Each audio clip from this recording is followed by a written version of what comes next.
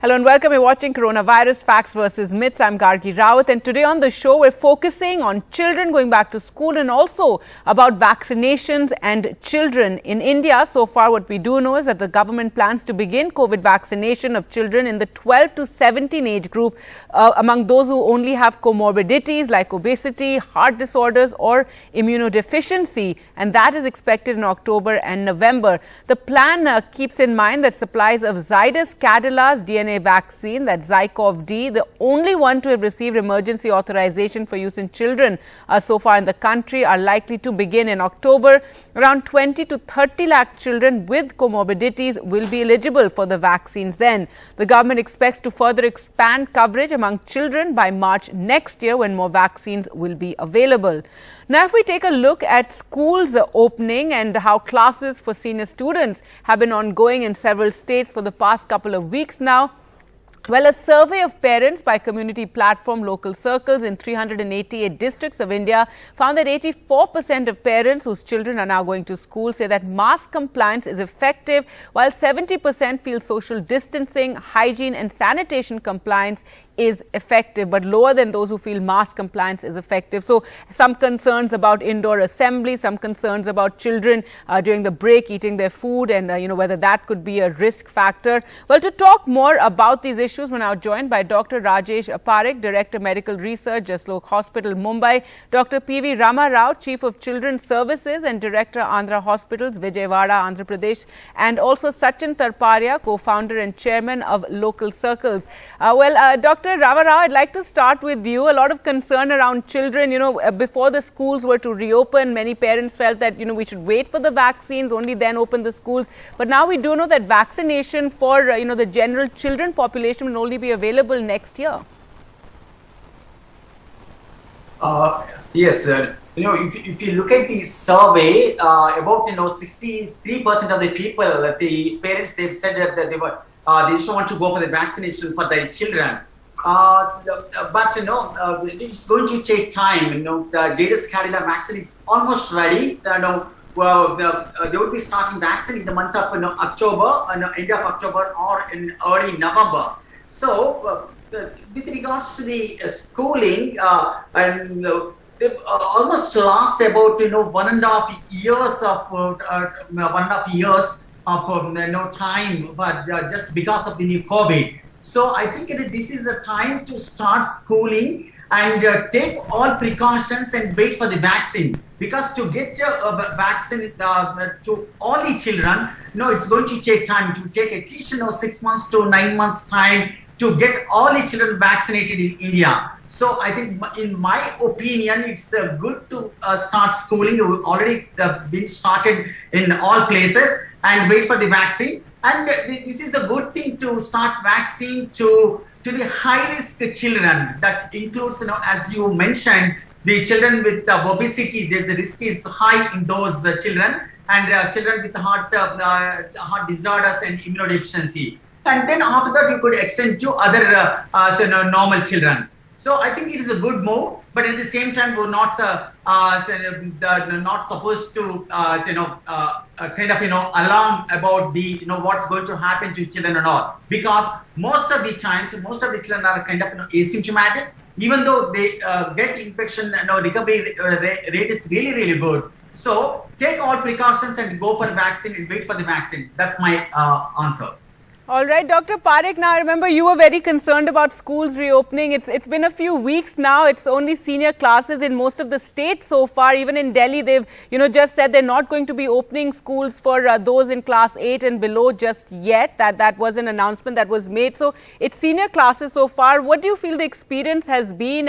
And we have to remain alert, but at the same time, there's been a lot of talk of children suffering because of lack of education and schools being closed for so long. Oh, absolutely. And Garge, I must compliment you on having an excellent memory. I'm sure you talk to so many people. Yes, I have consistently expressed concerns about what might follow in the wake of school opening. And those concerns are slightly diminished, though not considerably. One of the things that bothers me, that a lot of these decisions are predicated on parental surveys. the kind that you alluded to in the beginning of the program. Now, there is a distinct difference between informed consent and a random survey. We give informed consents to lay people all the time. There are 3 steps. 1, they are given the information. 2, they are allowed to mull over it. And 3, any questions that they have for clarification are given to them. And only following these 3 steps do they make a decision as to what they want to do.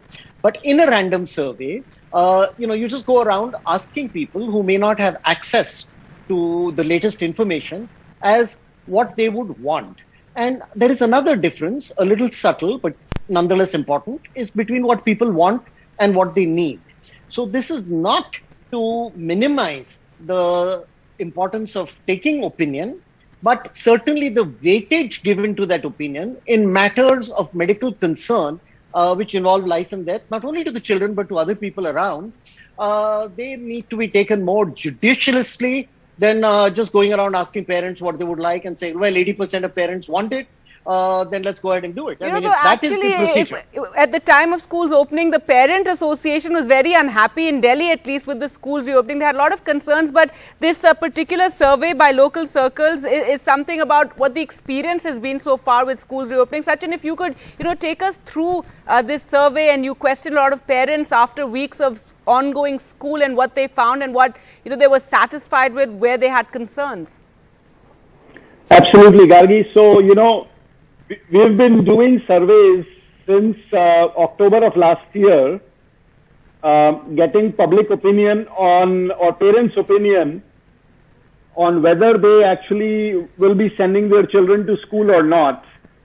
And believe it or not, in the month of June, 75% of the parents were not willing to send their children. And that number came down to about 44% in the month of August, and that is when we recommended to the government that the schools must be opened. Now that is that survey, whether schools should be open or not. This new survey is basically going to parents whose children actually are going to school and asking them about the various compliances, starting with masks, social distancing and hygiene. And those are the areas where parents are largely happy.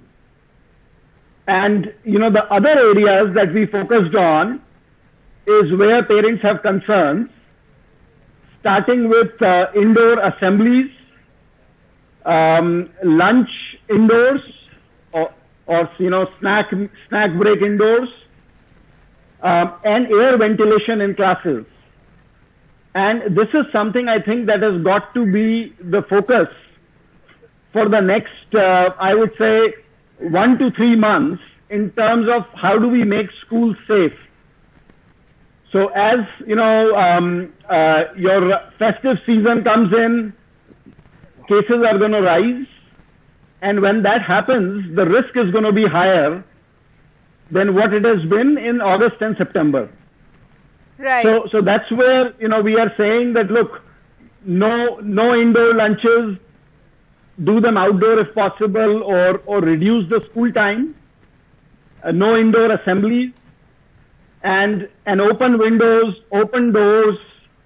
If the school can afford, install air purifiers in class. So that way, these classrooms where our children are going actually become safer.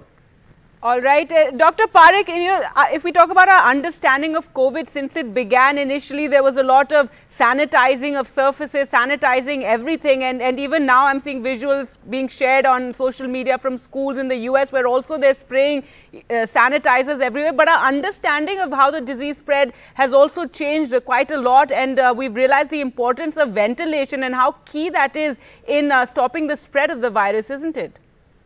Oh, absolutely. I mean, we talked about ventilation significance in January of 2019 in our book on the coronavirus, long before there was a single case. We don't have time to get into details, but we cited a 1934 paper in which there was the Wells evaporation curve, which showed factors like humidity, wind velocity, other factors do influence the spread of the disease, but that was a long time ago. But, Gargi, I still cannot resist just bringing up one thing, and I don't think that you think that I'm being too persistent, but I just want to point out this is not to question the results of this survey, though I'm a little surprised by them, but to question the very premises of such surveys. Now, our 3 children went to school. I was on the board of governors of the Bombay International School and also on the board of St. Xavier's College. Being on the board, being a very involved parent, I didn't know exactly what my children were doing in the classroom. So I am a little surprised that 70% of parents are pretty certain that they're very happy with the masking in the classroom. I mean, as parents, my wife and I didn't know too much of what happened once the children went to school. Children play, they rub noses, they have fun, they share their lunch boxes. And I really am in appreciation, I don't mean this sarcastically, that if these parents are so confident that their children I mean, the survey is just with a pinch of salt, but sure enough, these are the concern areas is what we're focusing on. Now, talking about vaccines, Dr. Ramarao, we do know that ZyCoV-D is the vaccine that's going to be available first in India for children who have comorbidities. Right now, the focus is on vaccinating the adult population. We're hoping for more vaccines.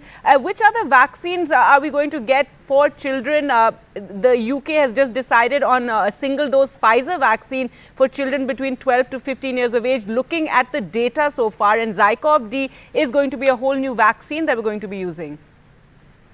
Yeah, so with regards to the vaccine in children, UK had given the approval for Pfizer vaccine. That is basically it's a single-dose vaccine for the ages between 12 to 15 years age group. And then US has already started, we all know that, they're giving, Pfizer vaccine, and also they started Moderna as well.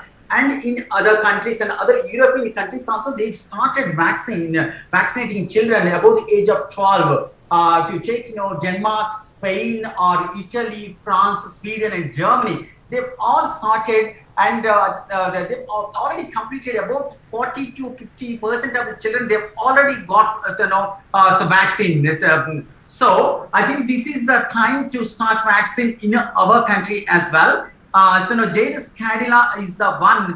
They're almost studied and they got the approval as well. So in that, mainly it is a DNA vaccine. This is the first, the world's first DNA vaccine manufactured by Zydus. So that is basically, it's a plasmid containing DNA vaccine encoding antigen. So that would be really useful when compared to other vaccines. I'm not saying that other vaccines are not that good. So it's a DNA vaccine has got its own advantages. It basically stimulates T cells and B cells as well.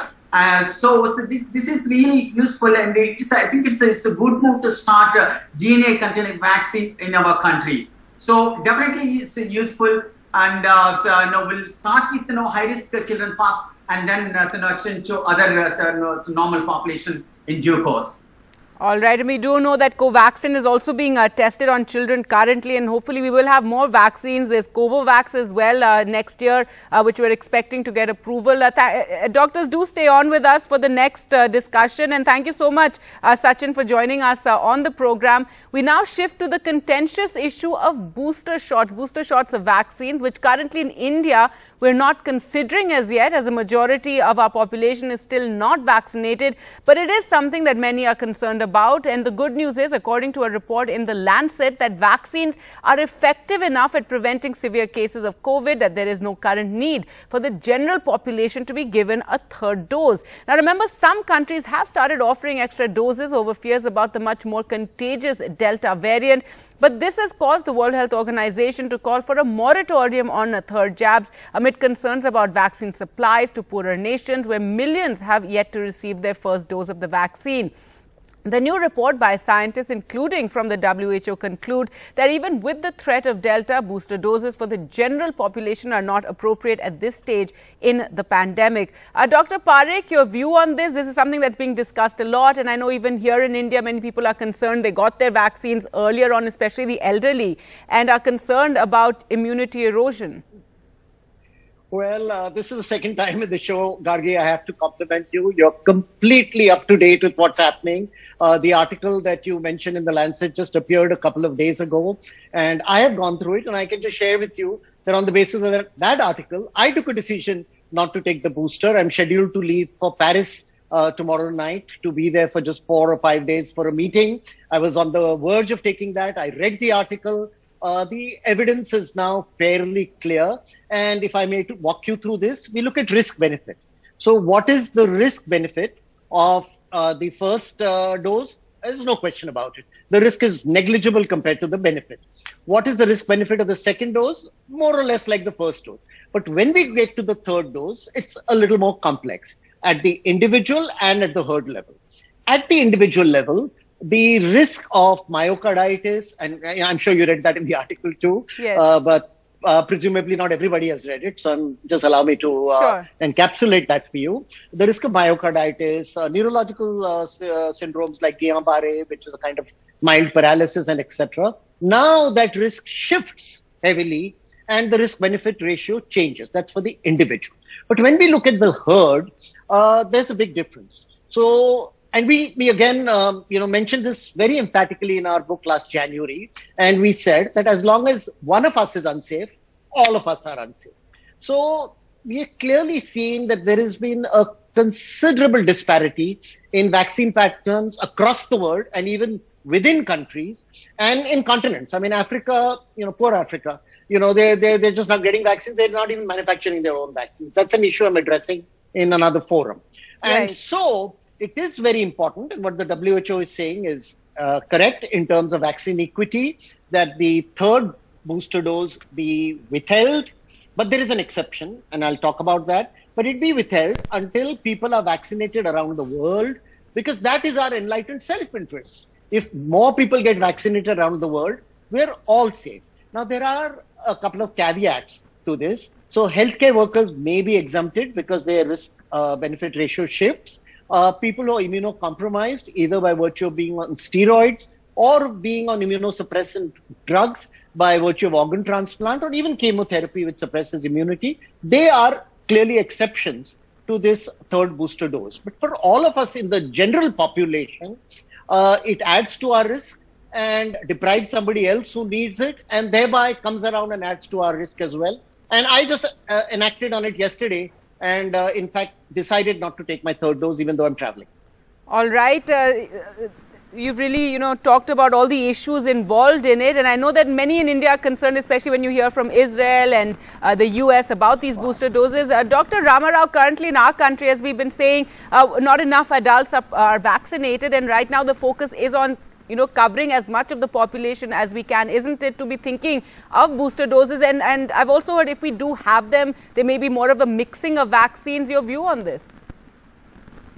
Yeah, I think we're not at the stage of giving booster doses yet. When compared to other countries like the UK and US, UK they were nearly completed more than 85% of population have got the vaccine 2 doses. So they're ready for the booster dose, and they're going to start it in the elderly age group, so mainly about the age of 50 years. So our country is not ready yet. Our concentration is mainly on doing vaccination in 2 doses. That's our first priority. And so far, about 75 crores of people have got vaccine, first dose. So our priority is to complete the first dose and then second dose as well, and then we'll come to the booster doses. So our country is not ready yet, and we don't know about the efficacy of giving a booster dose at this point of time. So I think my answer to your question is to concentrate on first and second doses first, and then we'll consider about the third booster dose in our country. All right. Thank you so much for that. And finally, Dr. Parekh, just quickly, if you could, the other concern is the emergence of other variants. And if the population is not adequately vaccinated, that's going to be a fear and a danger. That's true. That's true. And it has a potential danger. Even if we are fully vaccinated, there is a new variant. I'm sure you're aware of it. The MU variant, which has shown a remarkable ability to dodge the antibodies. Fortunately for us, the infectivity is not as much as the Delta Plus variant. But on a humbling note, I'd like to reiterate that we are always 2 steps behind the virus. It is in the nature of viral mutations and in the nature of the limitations of science that we are going to continue to be 2 steps, maybe at best 1 step behind. But we should never fantasize that we are a step ahead, and very confidently talk of measures that we are taking which will ensure that we are all safe. We have to be on our guard for a while coming. All right. Thank you so much, Dr. Parekh and Dr. Rama Rao, for joining me on the program.